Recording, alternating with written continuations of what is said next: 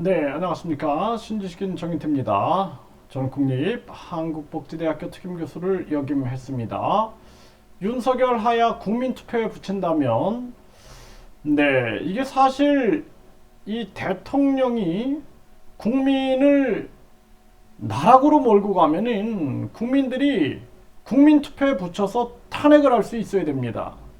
그래서 스위스 같은 경우에는 국민들이 국민 투표에 붙일 수가 있어요. 국민 50만 명이 국민 10만 명이 18개월 동안 동의하면 국민 투표에 붙일 수가 있는데 우리나라는 국민 투표를 대통령만 국민 투표에 붙일 수가 있죠.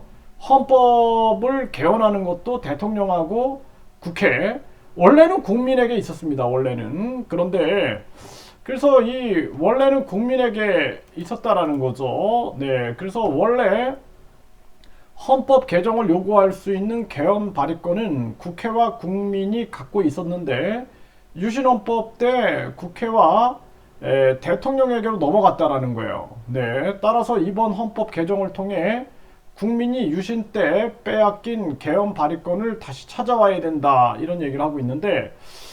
그 과거에도 이 뭐 박정희 대통령이 잘한 것도 있고 못한 것도 있어요. 이 전두환 대통령도 마찬가지고 잘한 것도 있고 못한 것도 있는데 이렇게 국민들을 자꾸 이 국민들의 권한을 빼앗아 간 거는 이건 잘한 건 아닙니다.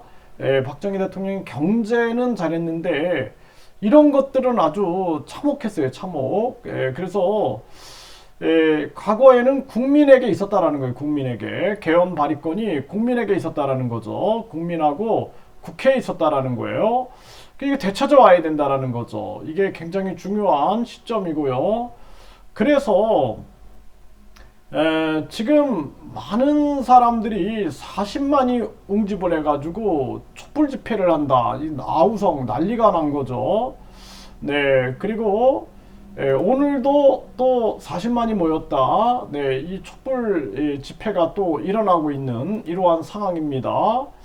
그래서 이 대한민국이 이렇게 혼돈 속으로 빠질 게 아니라 이제는 국민투표 시민 발안제가 있어야 됩니다.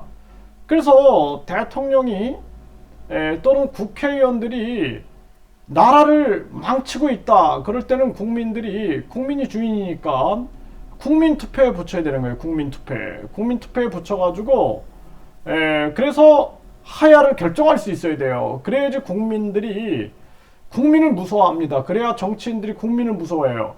국회의원들도 마찬가지입니다.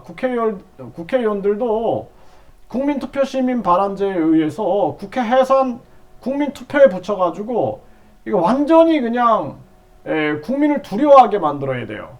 그래야지 대통령 하야나 국회 해산, 국회의원 국민 소환 이런 것들을 국민투표에 붙일 수 있어야 됩니다. 국민투표에.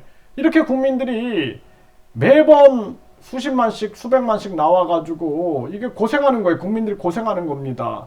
이제 이런 방법이 아니라 이제 보다 선진화된 방법으로 국민투표 시민 발안제를 통해서 윤석열 하야 국회 해산, 그리고 국힘당, 민주당, 싹쓸이 이런 것들을 국민투표에 붙여야 돼요. 국민투표에.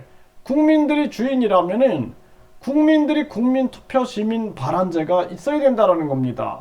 그래야지 진짜 이것이 국민의 나라지. 지금은 이 국민들은 완전히 그냥 한마디로 말해서 노비예요. 노비 노예입니다. 세금 내는 노비예요. 세금 내는 노비.